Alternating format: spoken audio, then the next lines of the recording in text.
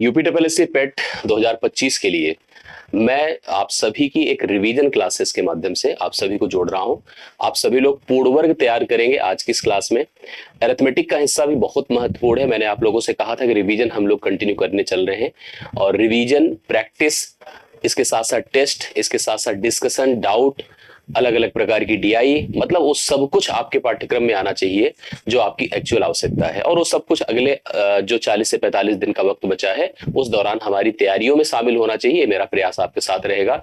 मैंने आपसे कहा था कि हम आपको कम से कम दिन में 3 बार दिखेंगे और सच में दिखेंगे। और आज से ही आपकी इस रिवीजन प्रोसेस में मैं आपको कंटिन्यू कर रहा हूं। प्रतिदिन की कक्षाओं का अनुभव कीजिए। डीआई की क्लास हो तो डीआई की क्लास कवर करिए।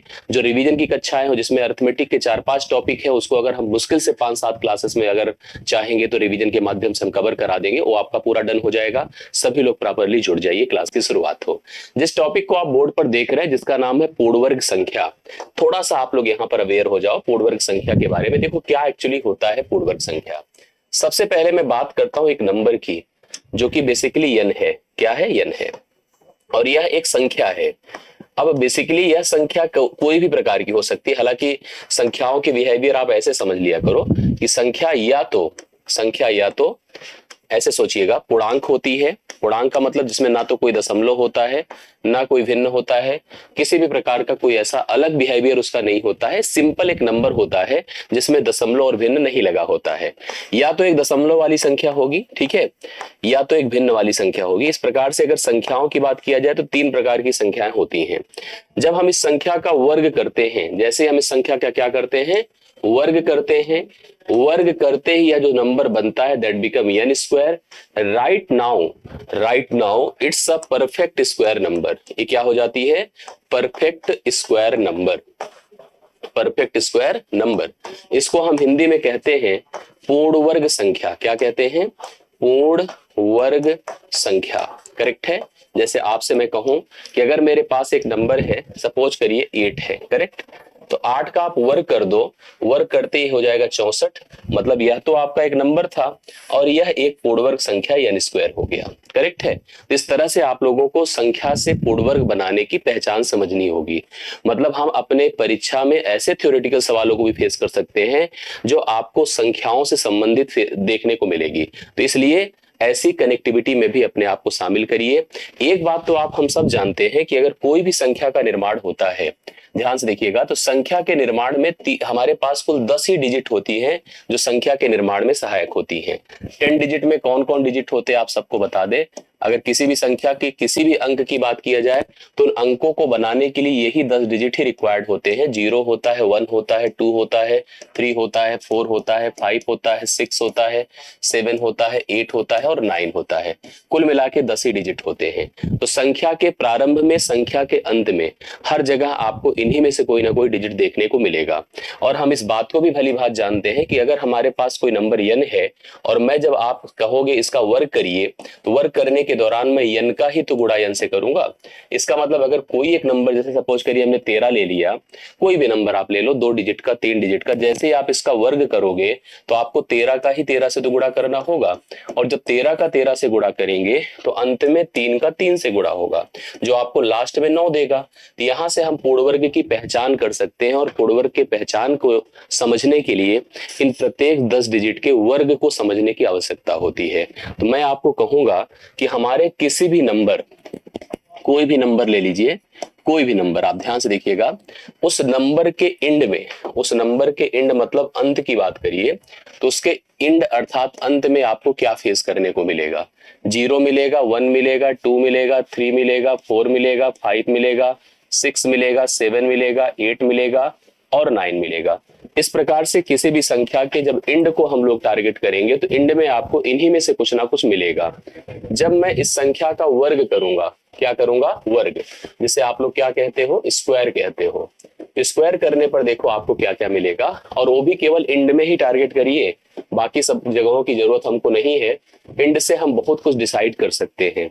एंड में जब जाएंगे तो 0 का वर्ग करने से 0 मिलेगा, 1 का वर्ग करिए तो 1 का वर्ग करने से 1 मिलेगा, ठीक है, 2 का वर्ग करिए तो 2 का वर्ग करने से 4 मिलेगा, 3 का वर्ग करिए तो 9 मिलेगा, 4 का वर्ग करिए तो 16 मतलब 6 मिलेगा, 5 का वर्ग करिए तो 25 मतलब 5 मिलेगा, 6 का वर्ग करिए तो 36 मतलब 6 मिलेगा, 7 का वर्ग करिए तो 49 मतलब 9 मिलेगा, 8 का वर्ग करिए तो 64 मतलब 4 मिलेगा, 9 का वर्ग करिए तो 81 मतलब 1 मिलेगा। इस बात को समझ पा रहे हैं आप लोग?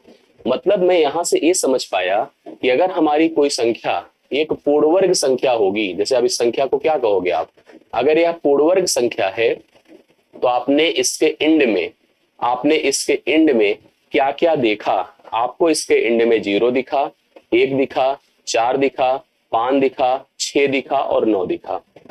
क्या क्या नहीं देखा? क्या क्या नहीं देखा जो आपको नहीं दिखा? 2 नहीं दिखा, 3 नहीं दिखा, 7 नहीं दिखा, 8 नहीं दिखा।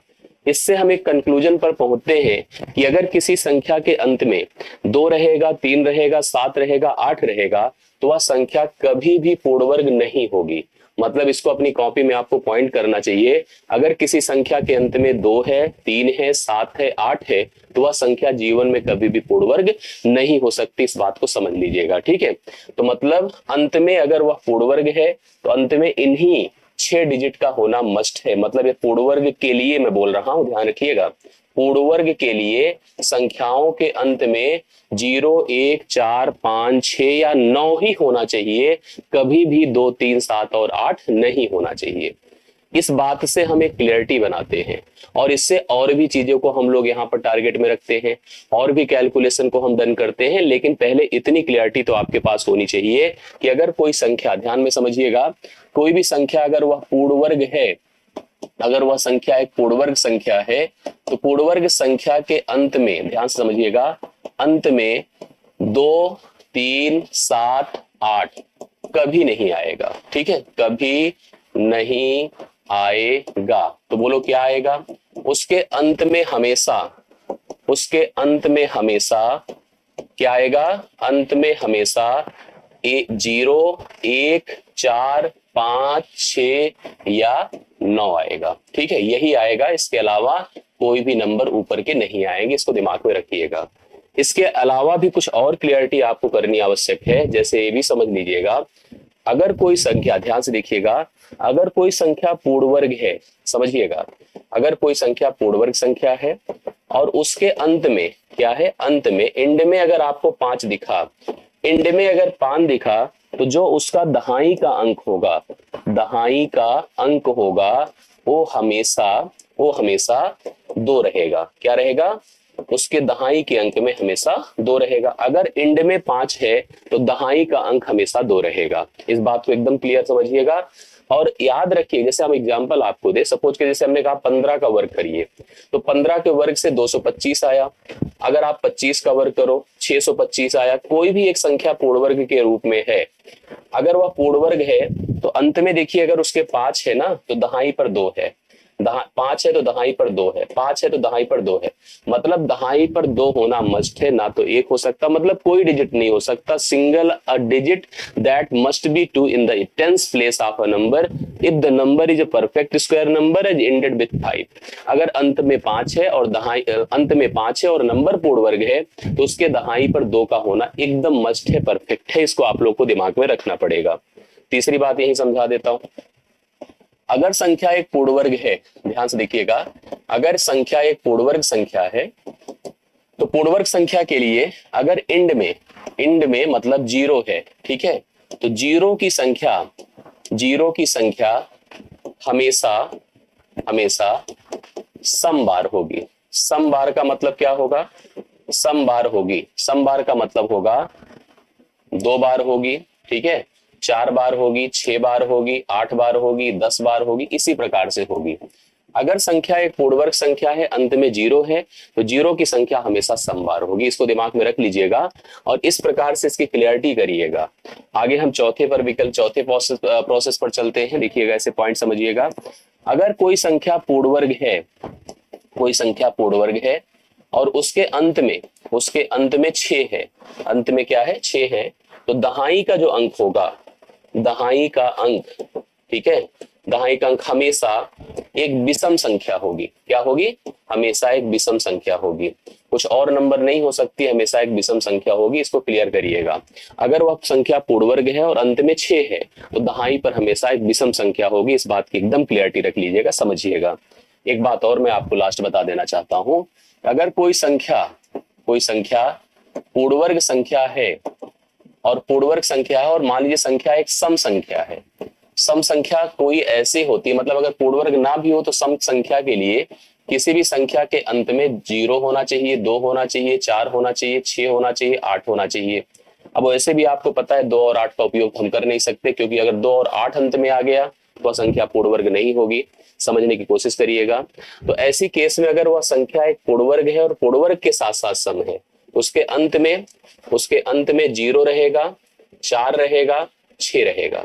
0 रहेगा, 4 रहेगा, 6 रहेगा। और साथ साथ ये भी मैं बता दूं, वह संख्या हमेशा 4 से विभाज्य होगी। 4 से क्या होगी? विभाज्य होगी। अब आप कोई भी एक संख्या जो पूर्णवर्ग है उसको पकड़ लीजिए, कोई भी संख्या जो पूर्णवर्ग है उसको पकड़ लीजिए और सम संख्या होनी चाहिए। जैसे मान लीजिए 36 है, पूर्णवर्ग है, वैसे बिल्कुल है। 144 है, पूर्णवर्ग है, बिल्कुल है। 196 है, पूर्णवर्ग है, हाँ बिल्कुल है। 576 है, 676 है, मतलब जितने भी नंबर हैं सब पूर्णवर्ग है। आप चेक कर लीजिए, इनमें से हर संख्या 4 से विभाज्य है। 4 से क्यों विभाज्य है? 4 से विभाज्यता कैसे चेक की जाती है? लास्ट 2 डिजिट चेक किया जाता है। अंतिम के 2 अंक अगर 4 से विभाज्य होते हैं तो संख्या 4 से विभाज्य होती है। मेरा बस इतना ही आपको बताना है कि अगर कोई संख्या पूर्णवर्ग होगी और सम संख्या होगी तो पहली चीज तो उसके अंत में 0 रहेगा, 4 रहेगा, 6 रहेगा।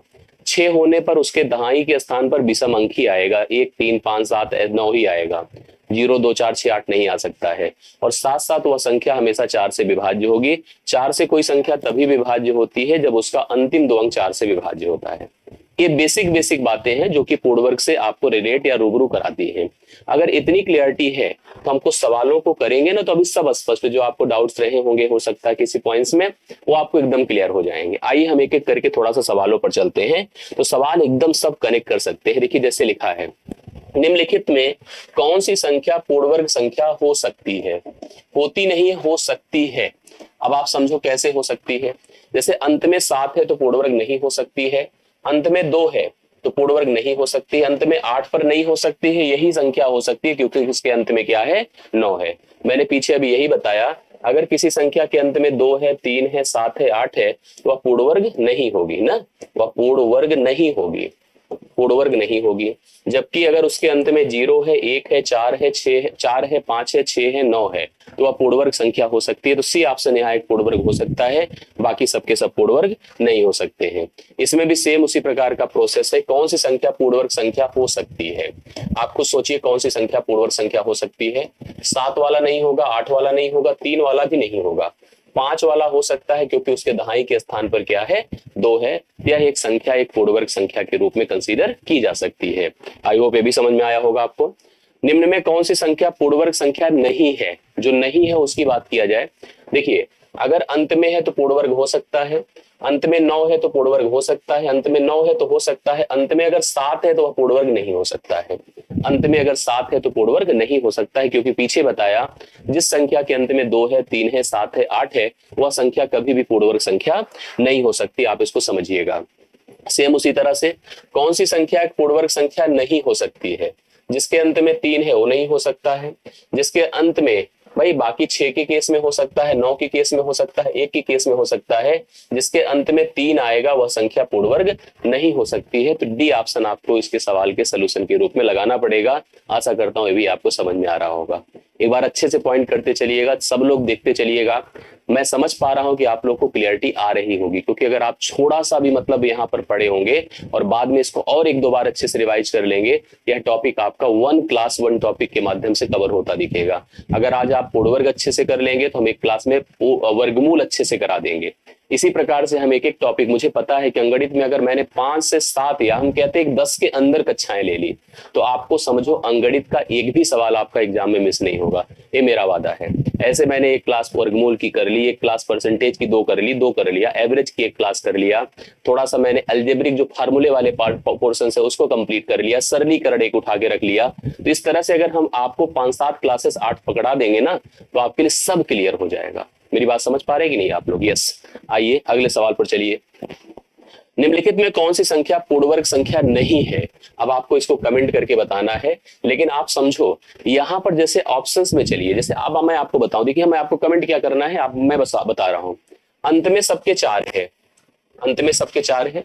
मैंने आपको कहा था अगर पूर्णवर्ग संख्या है, अगर पूर्णवर्ग संख्या है, ठीक है, और पूर्णवर्ग के साथ साथ वह संख्या कैसी पता है, सम संख्या है।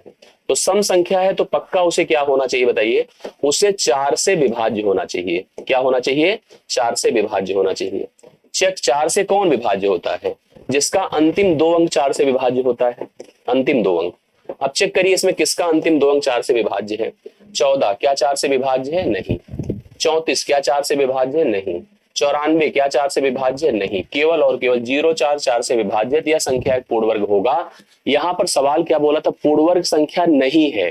तो मैं अगर यहां पर एग्जामिनर होता तो एक ऑप्शन बनाता, ए नहीं है, बी नहीं है और डी नहीं है, मतलब ये 3 के 3 पूर्णवर्ग नहीं है। बाकी एक ही ऑप्शन है, डी ऑप्शन, जो पूर्णवर्ग है।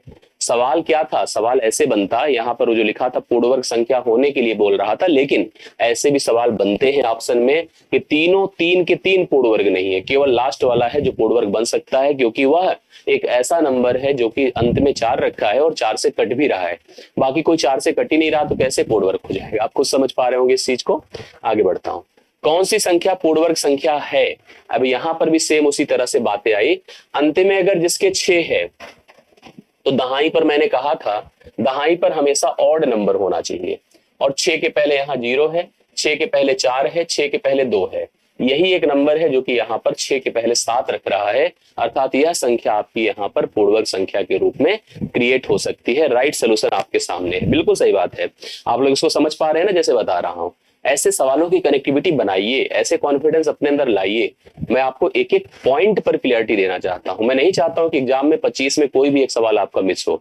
मैं बराबर प्रायोरिटी सबको दे रहा हूं। मैं अंगणित पूरा कराऊंगा, मैं ग्राफ तालिका पूरा कराऊंगा, मैं एक एक सवाल पर आपको क्लियरिटी दूंगा। मैं आपको इतना भरोसा दिलाता हूं, आप मेरी बातें मान करके अगले जितने दिन में जितने भी प्रयास आपके लिए करूं उन सब में शामिल रहिए। कोई भी क्लास मेरी मिस मत करिए, चाहे मैं आपको बैचेस में पढ़ाऊं, चाहे मैं यूट्यूब पर पढ़ाऊं, चाहे मैं प्रैक्टिसेस कराऊं, जिस तरह की भी मैं क्लास आपको दूं, प्लीज मेरी बात मानकर आप लग जाओ। आप पेपर देख खुद ही देखेंगे कि हाँ नहीं सर, हमने बहुत कॉन्फिडेंस फील किया। मैं इस बात को आपको वादा करता हूं, इतना में भरोसा मेरे ऊपर आप कर सकते हो।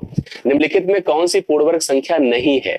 अब नहीं है बात वही आई भाई, 8 अगर किसी के अंत में होगा तो नहीं होगा, 34 भी नहीं होगा, ये भी नहीं होगा, केवल एक ही पॉसिबिलिटी है जो पूर्णवर्ग है। तो यहां भी उसी तरह से ऑप्शन बना है, यहां बी भी नहीं है, सी भी नहीं है, डी भी नहीं है।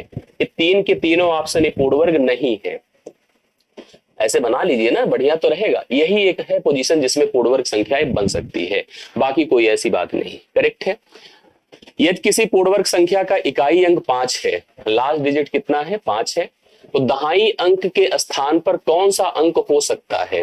मैंने आपको बताया था कि केवल एक ही पॉसिबिलिटी है, 2 हो सकता है, ना 4 हो सकता है, ना 8 हो सकता है, ना 6 हो सकता है, केवल और केवल कौन हो सकता है, 2 हो सकता है। दहाई के स्थान पर अगर किसी अंक के लास्ट डिजिट पर, किसी संख्या के अंतिम अंक पर आपको 5 दिख रहा है तो दहाई के स्थान पर केवल और केवल एक पॉसिबिलिटी है, 2 हो सकता है। अगला देखिएगा, अगला सब लोग समझिएगा। यदि किसी पूर्णवर्ग संख्या के इकाई स्थान पर कौन सा अंक हो सकता है। अब बताओ, क्या 2 हो सकता है, नहीं हो सकता है, क्या 3 हो सकता है, नहीं। यही बोला, किसी पूर्णवर्ग संख्या के अंत पर ना 2 हो सकता है, ना 3 हो सकता है, ना 7 हो सकता है, 8 नहीं हो सकता है, 5 हो सकता है ना। यस, बिल्कुल सही हो गया। यहाँ किसी पूर्णवर्ग संख्या के इकाई के स्थान पर केवल इस ऑप्शन के हिसाब से 5 हो सकता है। 5 इसका राइट सोल्यूशन आप लोग लिखाइए। करेक्ट आंसर 9वें सवाल का आप लोग पॉइंट कर सकते हैं। सम संख्याओं का वर्ग सदैव क्या होगा बताइए। अगर कोई संख्या सम है तो उसका वर्ग करिए। तो आपको बता दूं कि अगर संख्या सम है, लास्ट में 0 होगा, 2 होगा, 4 होगा, 6 होगा, 8 होगा, जब वर्ग करेंगे तो भी तो आपको एक सम ही संख्या प्राप्त होगा। वर्ग करने पर 0 प्राप्त होगा, 2 4 प्राप्त होगा, 16 6 प्राप्त होगा, 36 6 प्राप्त होगा, 8 का 4 प्राप्त होगा, तो आएगा तो सम ही ना। क्या सम विषम, विषम की कोई गुंजाइश नहीं है, तो मतलब पहला ऑप्शन राइट सोल्यूशन हो जाएगा। अगर हम कभी किसी सम संख्या का वर्ग करते हैं तो आपको ऑलवेज हमेशा एक आपको सम संख्या ही प्राप्त होती नजर आएगी। राइट सोल्यूशन के रूप में आप सम संख्या पहला ऑप्शन लिख सकते हैं। किसी पूर्णवर्ग संख्या के अंत में शून्यों की संख्या, मैंने आपको बताया था अगर कोई शून्य है किसी संख्या के अंत में, जैसे पूर्ण वर्ग है, पूर्ण वर्ग के अंत में शून्यों की संख्या 2 हो सकती है, ठीक है, 4 हो सकती है, 6 हो सकती है, ठीक है, 8 हो सकती है, मतलब कितनी बार हो सकती है, सम बार हो सकती है। अगर कोई संख्या पूर्ण वर्ग है तो उसके अंत में शून्यों की संख्या सम बार होगी कि विषम बार होगी कि अभाज्य बार होगी कि प्राकृतिक बार होगी। क्लियरिटी के हिसाब से सारी पॉसिबिलिटी देखो तो सम बार होगी। तो पहला ऑप्शन इसका राइट सोल्यूशन यहाँ पर कितना दे देगा, यहाँ पर सम देगा। पहला ऑप्शन इसको हम लोग उतार सकते हैं, सम शून्य होगा। सम का मतलब 2 बार, 4 बार, 6 बार, 20 बार, 12 बार, 18 बार, 22 बार सम बार होगा, विषम बार नहीं हो सकता। इस बात को आपको क्लियर करना होगा। आगे बढ़ता हूं। किसी सम संख्या का पूर्ण वर्ग सदैव विभाज्य होगा। अगर कोई सम संख्या है और वह पूर्ण वर्ग बन गया तो हमेशा किससे विभाज्य होता है, 4 से। लेकिन इसने कहा बड़ी से बड़ी संख्या बताओ, तो बड़ी से बड़ी संख्या आप बताओ, क्या 6 से कटेगा? भाई बड़ी से बड़े में 8 भी ऑप्शन है, लेकिन 8 से, देखो ध्यान से मेरी बात को, 8 से जो कटा वो 4 से तो कटेगा, लेकिन 4 से कटने वाला 8 से नहीं कटेगा। मतलब अगर हम मान लीजिए जैसे 324, या हमने ऐसे कोई नंबर लिखा, मान लीजिए सपोज करिए हमने यहाँ पर कितना लिख दिया, 144 लिख दिया। अब 144 की बात अगर करें, या हम ऐसे कोई और नंबर रख लेते हैं जो कि यहाँ पर अंत में जैसे 4 कंटेन कर रहा है। मतलब मेरा ये कहने का अर्थ है कि अगर वह संख्या, जैसे हमने आपको पढ़ाया था कि अगर कोई संख्या सम होगी और पूर्ण वर्ग होगी तो वह पक्का 4 से कटेगी। तो जो 4 से कटा जरूरी नहीं कि वो 8 से कट जाएगा, जो 4 से कटा वो जरूरी नहीं कि 8 से कट जाएगा, लेकिन ये पक्का है कि जो 8 से कटा वो 4 से कट जाएगा। तो पॉसिबिलिटी के आधार पर हम लोग यहाँ पर 4 को प्रेफर करेंगे। गलती मत करिएगा, नहीं तो बहुत सारे लोग सोचेंगे 8 से तो कटेगा ही कटेगा। 4 ही सवाल का राइट सोल्यूशन होगा, बी ऑप्शन आपको उतारना पड़ेगा। इसमें लॉजिक है, लेकिन हमको श्योर है कि आप लोग सही लॉजिक पर, सही पैटर्न पर काम कर रहे होंगे, आंसर आ रहा होगा। ठीक है, आगे बढ़िएगा।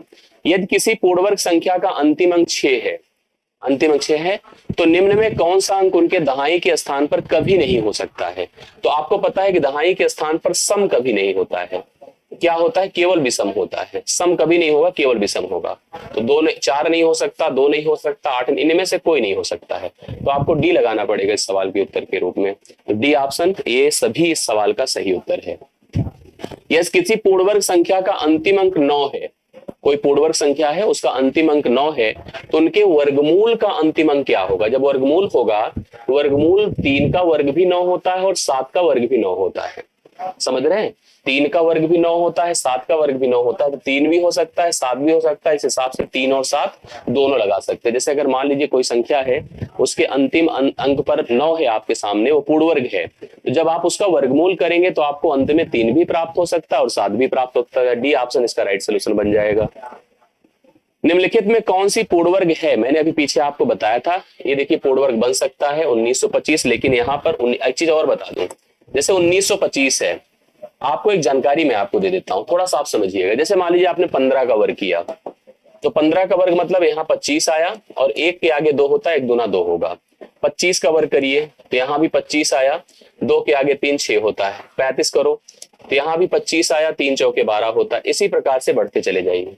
मैं आपको एक बात समझा दूं, अगर किसी संख्या के अंत में 5 है तो दहाई पर 2 होगा, और इसके जो सैकड़े के स्थान पर हमेशा एक सम संख्या होगी, सैकड़े पर सम होगी, क्योंकि एक इवन और ऑड का मल्टीप्लीकेशन होगा तो सम ही आना है। ये पॉसिबल नहीं होगा। 736 बनता नहीं है। अब अगर 736 की बात करो, 10 से 961 हो जाएगा, जो 31 का वर्ग होगा। 31 का वर्ग आप करके देख सकते हैं, 1 होगा, 3 3 6, 3 1 के 3 6 हो गया, 3 3 961। सी ऑप्शन इसका राइट सोल्यूशन हो जाएगा। यही एक ऑप्शन इसके रूप में बन रहा है, जो आपको सी के तौर पे दिख रहा है, जो पूर्ण वर्ग है, बाकी कोई संख्या पूर्ण वर्ग के रूप में नहीं है। करेक्ट। यदि किसी संख्या का अंतिम अंक 25 है, अंतिम 2 अंक है, मतलब लास्ट 2 डिजिट है 25, करेक्ट, तो वह संख्या के लिए कौन सा कथन सत्य है?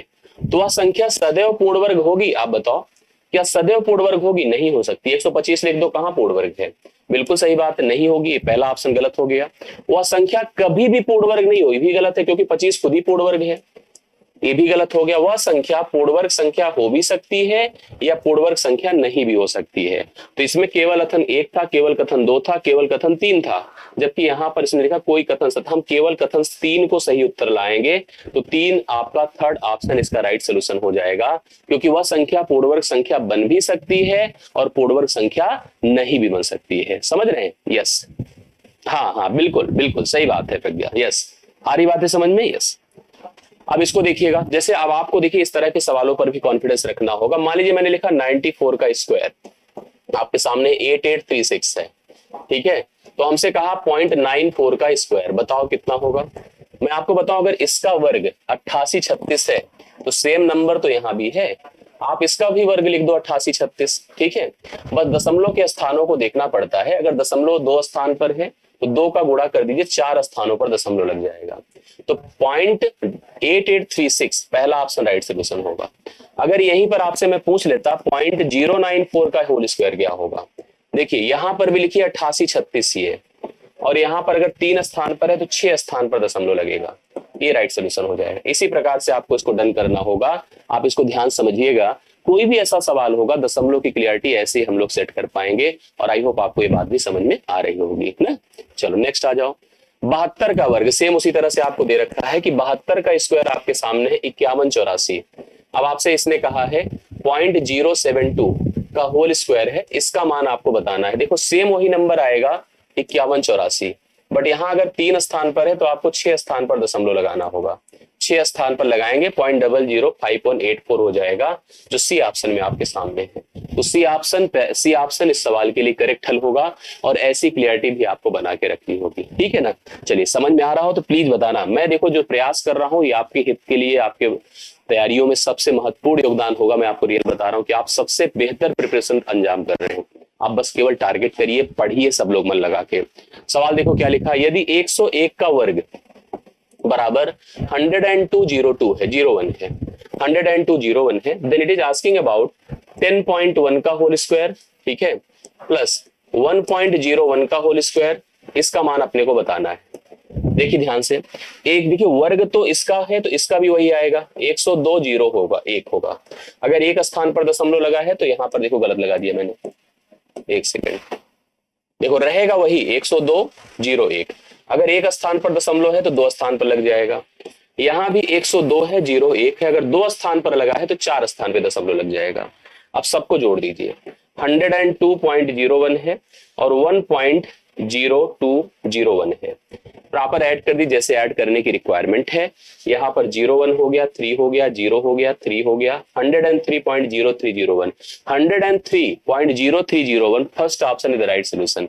बहुत ही सावधानी से, बहुत ही आराम से चीजों को स्पष्ट करते रहना है, एक एक सवाल को प्रॉपर हल करते रहना है। आगे बढ़ता हूं, जैसे लिखा है 89 का स्क्वायर है आपके पास 9604।